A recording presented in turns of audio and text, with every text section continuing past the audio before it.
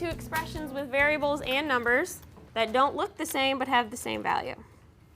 And then you can go ahead and grab whatever step I tell you you're on, and you can work with anybody else that's on that same step. Caitlin, you can start on step 2.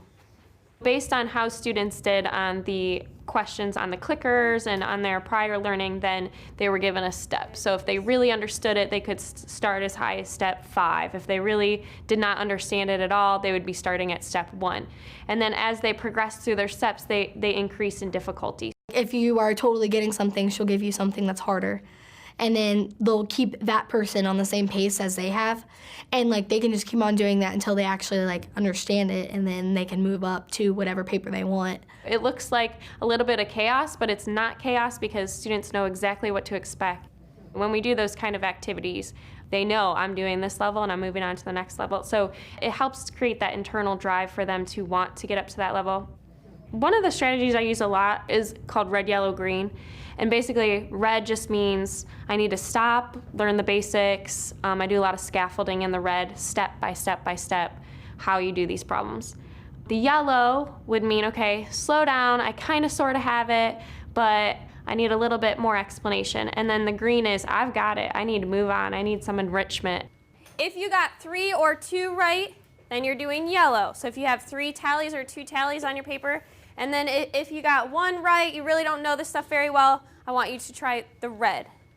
When I differentiate, I make sure that the groups are based on how they achieved on a certain skill. As we're learning a certain learning target, like simplifying expressions, you might be in the red group for that skill. But another day, we're doing a different skill, and maybe you really understand that skill, and maybe you're in the green group for that.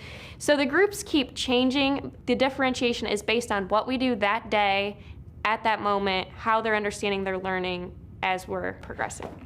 They are primarily supporting each other, and they're supported through the activity because it scaffolds it. If they're in the red, it gives them step by step by step. And then I try to make sure I'm going over to those ones who are in the red level more than the ones who are in the enrichment level. When I do red, yellow, green, a lot of times they really want to get green, so they'll work even harder on the problems that are just practice problems, basically, just their notes.